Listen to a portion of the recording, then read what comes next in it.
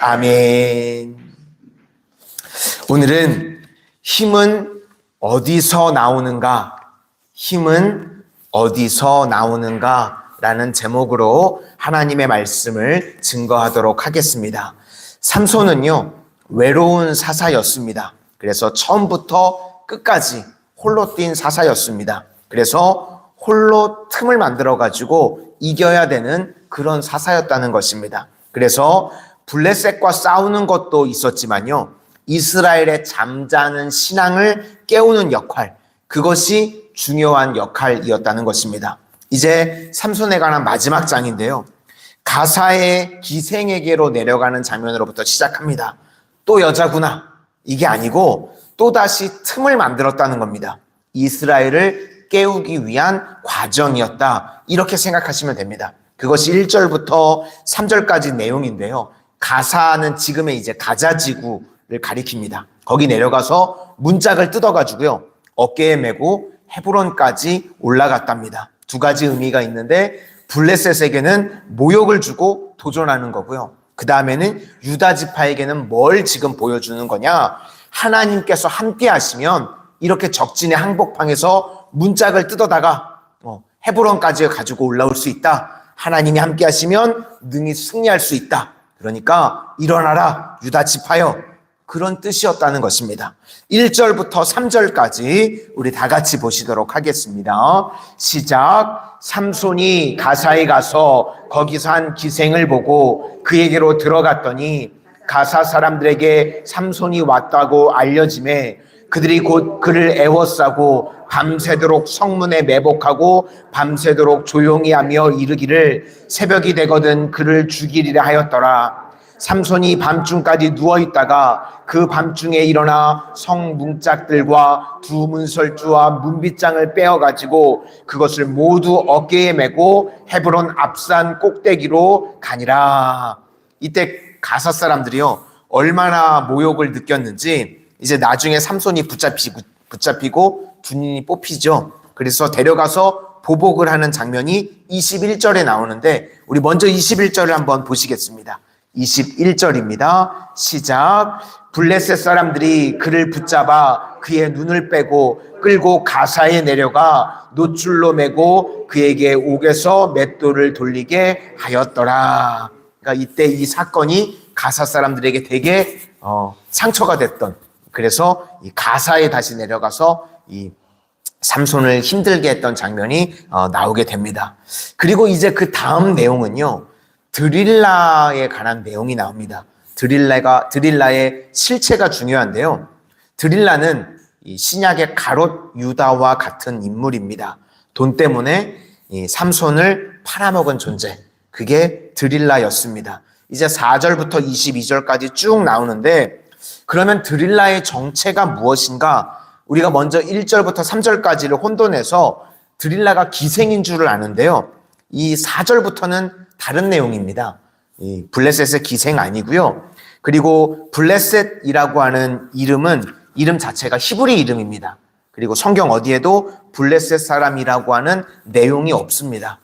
그러니까요, 이 삼손이 동역자가 아무도 없고 외로우니까요, 배우자를 만나려고 드릴라를 만났었던 것 같습니다. 이것까지 잘못이라고 말하기에는 좀 그렇죠.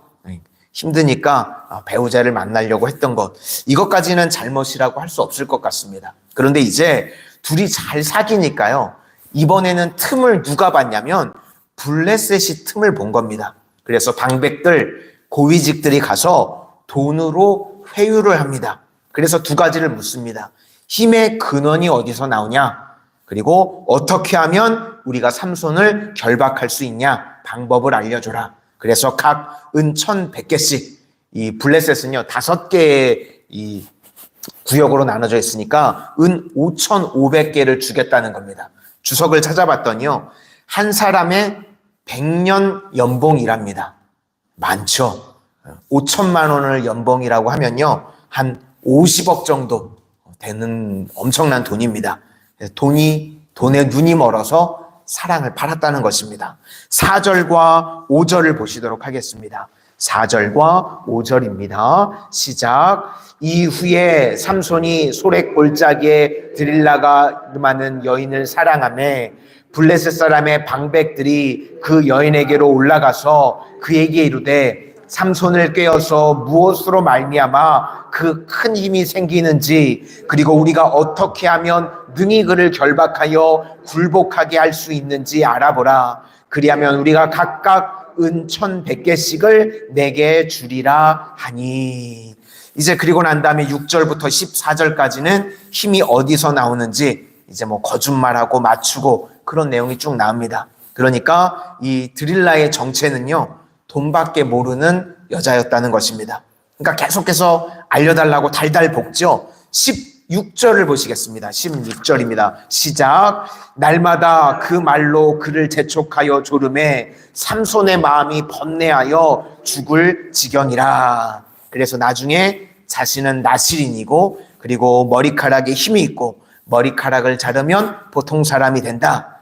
그런데 이거는요, 삼손 자기 자신의 생각입니다.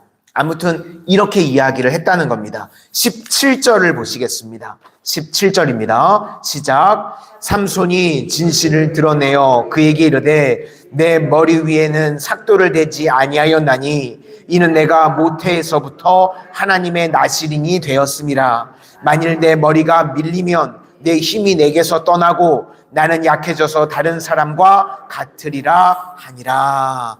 이렇게 돈 받고 드릴라가 팔아 넘긴 것입니다. 그러니까 여기서 중요한 메시지는 돈을 사랑함으로 믿음을 저버리는 드릴라 같은 인생을 살지 말라는 것입니다. 그리고 이제 중요한 것은요, 삼손이 드릴라에게만 속은 것이 아닙니다. 자기 자신에게도 속았다는 것입니다. 자기 자신에게 속았다는 것이 무엇인가 하면 삼손은요, 내 힘의 근원이 머리카락에 있다고 생각을 했습니다. 그런데 우리가요, 성경의 앞부분을 쭉 다 읽어보셨죠? 그런데 하나님께서요, 머리카락에 힘이 있다고 말씀하신 적이 있나요? 한 번도 없습니다. 그죠? 성경에서는 이 머리카락에 힘이 있다고 말씀하신 적은 단 한 차례도 나오지 않습니다. 그런데 삼손 혼자 그렇게 생각을 했다는 겁니다. 나실이는 머리카락을 길러야 되니까 능력이 여기 있구나. 그러니까 믿음대로 된 겁니다. 하나님께서 머리카락에 힘이 있다고 말씀하신 적이 없는데 나실이는 머리카락에 손을 대면 안 되니까 내 힘이 여기서 나오는구나라고 믿음대로 되어버렸다는 것입니다. 그러니까 삼손의 힘의 근원은요, 머리카락이 아니라 하나님께 있는 것입니다. 우리 성도님들 믿으시기를 바랍니다. 힘의 근원은요, 다른 데 있는 것이 아니라 하나님께 있습니다. 그래서 성경에 삼손이 힘을 쓸 때 보면요, 다 뭐라고 나오냐면 여호와의 영이 임했다고 기록을 합니다. 그죠? 이 나귀 턱뼈로 사람을 쳐 죽일 때도 그렇고 사자를 찢을 때도 그렇고 다 여호와의 영이 임했다고 기록이 나옵니다. 그러니까 삼손 스스로 속은 겁니다. 자기 힘이 하나님께 있다는 걸 모르고요, 눈에 보이는 무엇인가에 있다고 속았다는 겁니다. 우리도 그럴 수 있습니다. 분명히요, 하나님의 능력으로 또 기도의 힘으로 승리했는데, 내가 머리가 비상해서, 내가 머리가 잘 돌아가지고, 때로는 역시 돈이 최고지. 뭐니 해도 뭐니만한 게 없지. 이거 다 속는 거라는 겁니다.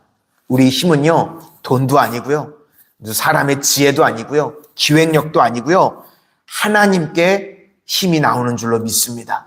우리가 기도할 때 주가 일하시는 줄로 믿습니다. 그러니까 머리카락에 힘이 있는 게 아니고 기도에 힘이 있고 하나님께 힘이 있다는 것입니다. 우리 성도님들 오늘도 속지 마시기를 바랍니다. 뭐 어떤 유력한 사람, 그 사람한테 힘이 있는 거 아니고요, 세상 물질 거기에 힘이 있는 거 아니고 우리는요, 기도에 힘이 있습니다. 우리가 이렇게 기도할 때 주가 일하시는 줄로 믿습니다. 그래서 성경에 지금 나중에 머리카락 밀렸다가 다시 자라나기 시작을 했죠. 그런데 머리가 단순히 자란다고 힘이 있다고 말씀하시는 게 아니라는 겁니다. 봐라, 머리카락 자랐다고 다시 힘이 있냐? 그 말씀하시는 겁니다. 그러니까 우리는요, 기도할 때, 주님 의지할 때 힘이 생기는 줄로 믿습니다. 그래서 마지막에 장황하게 써 있는 게요, 이 세상을 살면서 우리도 이럴 수 있다는 겁니다. 엉뚱한 것 가지고 그걸 힘이라고 찾고 난리치고 그러는데 결국은 그러면 다 무너지게 된다. 그래서 나중에 여호와 하나님만이 나의 힘이시고 나의 능력이시구나, 이럴 때 다시금 일어나고 회복이 되게 된다는 것입니다. 우리 20절부터 22절까지 한번 보시겠습니다. 20절부터 22절입니다. 시작. 드릴라가 이르되 삼손이여, 블레셋 사람이 당신에게 들이닥쳤느니라 하니, 삼손이 잠에서 깨며 이르기를 내가 전과 같이 나가서 몸을 떨치리라 하였으나 여호와께서 이미 자기를 떠나신 줄을 깨닫지 못하였더라. 블레셋 사람들이 그를 붙잡아 그의 눈을 빼고 끌고 가사에 내려가 노줄로 매고 그에게 옥에서 맷돌을 돌리게 하였더라. 그의 머리털이 미른 후에 다시 자라기 시작하니라. 이제 다곤 신전으로 그를 끌고 갔습니다. 그래서 블레셋 사람들의 평가가요, 이 삼손의 평가가 정확한 것입니다. 24절을 한번 보시겠습니다. 24절입니다. 시작. 백성들도 삼손을 보았으므로 이르되 우리의 땅을 망쳐놓고 우리의 많은 사람을 죽인 원수를 우리의 신이 우리 손에 넘겨주었다고 자기들의 신을 찬양하며, 이렇게 삼손은요, 여자 따라다니던 힘센 바보가 아니라요, 블레셋의 강력한 대적이었고 홀로 뛰어도 블레셋을 벌벌 떨게 만들었던 용사였다는 것입니다. 그리고 이제 마지막 3,000명의 사람들이 모여서요, 삼손이 재주 부리는 모습을 보려고 다 모여들였습니다. 이때요, 이제 삼손이 깨달은 겁니다. 단순히 눈에 보이는 머리카락이 힘이 아니라 기도가 힘이구나. 그래서 삼손이 이야기합니다. 여호와여 구하옵나니 나를 생각하옵소서. 이렇게 마지막으로 삼손이 기도했다는 것입니다. 우리 성도님들도 잊지 마시기를 바랍니다. 능력은요, 하나님께 있는 줄로 믿습니다. 오늘 새벽에 나와서 우리가 기도할 때 우리의 기도를 들으시고 주가 일하시는 줄로 믿습니다. 여호와여 구하옵나니 나를 생각하옵소서. 이렇게 기도할 때 오늘도 주님의 능력으로 승리하게 되는 우리 마산성원의 모든 성도님들 되시기를 주님의 이름으로 축원을 드립니다. 기도하겠습니다. 은혜의 주님, 오늘 사사시대의 마지막 삼손은 홀로 뛰었던 외로운 사사였습니다. 오늘 마산성원의 우리 성도님들 한 분 한 분 가운데 외롭게 주님의 사명을 감당할 때에 지치거나 피곤치 않게 하여 주시고, 우리 성도님들 한 분 한 분을 통하여서 유다 지파를 깨웠던 것처럼 우리 마산 성은교회를 전체를 깨우는 믿음의 성도님들 다 되게 하여 주시옵소서. 그리고 오늘 삼손의 마지막 장면을 기억하면서 우리의 힘은 눈에 보이는 그 어떤 것도 아니라 기도가 힘이고, 기도할 때 주가 일하시는 것이 능력이고 힘임을 다시금 깨닫습니다. 오늘 우리 성도님들 인생에 무너지고 깨어진 어떠한 문제가 있든지 주님 앞에 나와 기도합니다. 주님 앞에 기도할 때에 주가 일하심으로 말미암아 삼손의 마지막 엄청난 승리가 저희 삶 가운데도 임하게 하여 주시옵소서. 예수님 이름으로 기도드립니다. 아멘.